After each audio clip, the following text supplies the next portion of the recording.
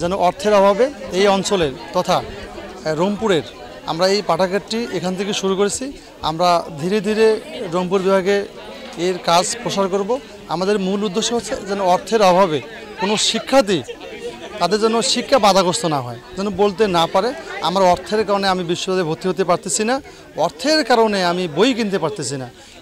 এই লক্ষ্য উদ্দেশ্য নিয়ে আমরা আমাদের পাঠাগারের কার্যক্রম পরিচালনা করে আসতেছি। এটা হচ্ছে মূল উদ্দেশ্য। তার পাশাপাশি আমাদের সামাজিক কাজ থাকে প্রত্যেক বছরে আপনার এই শীতকালীন সময়ে শীতকালীন প্রোগ্রাম, শীতার্ত মানুষের পাশে কম্বল বিতরণ থেকে শুরু করে প্রত্যেকটি সামাজিক কাজে আমাদের এই পাঠাগারকে আপনারা পেয়ে যাবেন। একটা প্রোগ্রাম ছিল আজকে, এরকম প্রোগ্রামে আমার আগে আসা হয়নি। আগে তো স্টুডেন্ট ছিলাম, তো স্টুডেন্টের জায়গায় বসেছিলাম। আজকে একটা আসন সম্মানিত করছে, ভীষণই ভালো উদ্যোগ। এখনকার যে যুগ, সেই যুগে ছেলেমেয়েরা পড়াশোনার বাইরে, তারা তো পাঠ্যপুস্তক পড়েই না, আদার্স যে পড়াশোনা সেটাও তারা করে না। তারা সবসময় মোবাইলেই অ্যাডিকশন তাদের খুবই বেশি। সেই জায়গা থেকে এই ধরনের একটা প্রোগ্রাম খুবই ভালো, খুব ভালো লেগেছে। সাহেবগঞ্জ ছাত্র কল্যাণ পরিষদ ও পাঠাগারের মহিলা বিষয়ক কার্য সম্পাদিকা। আজকের এই অনুষ্ঠানের সভাপতি হিসেবে দায়িত্ব পালন করেছি।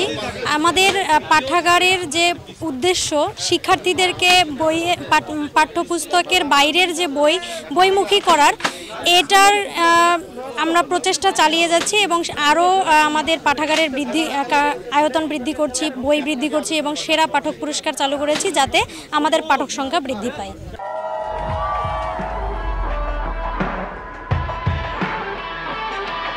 পড়িলে বই আলোকিত হই, না পড়িলে বই অন্ধকারে রই। এবং এই প্রতিপাদ্য সহ বিভিন্ন বিষয় নিয়ে এই সাহেবগঞ্জ ছাত্রকল্যাণ পরিষদ পাঠাগার যে যাত্রা শুরু করেছে এবং 9 বছর ধরে এই যাত্রা তাদের অব্যাহত আছে।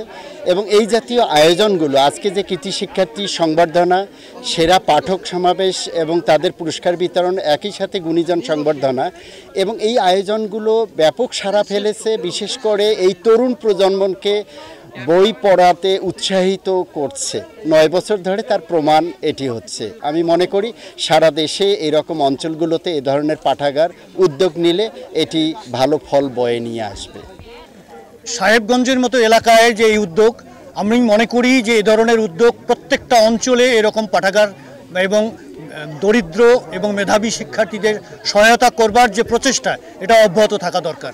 অবশ্যই আসলে এইসব মেধাবী ছেলে মেয়েদেরকে তৈরি করার জন্য এলাকা ভিত্তিক, সমাজ ভিত্তিক এবং পরিবার থেকে সর্বোপরি সবাই যদি এগিয়ে আসে, তাহলে এই পাঠাগারের মাধ্যমে এই রকম আরও নতুন পাঠাগার তৈরি হলে আমরা নতুন নতুন কৃতি সন্তান এবং আমাদের এই সন্তানগুলোকে দিয়ে আমাদের পরিবার, সমাজ এবং দেশের উন্নতিতে কাজে লাগবে, এই কামনা করতে পারি আমরা।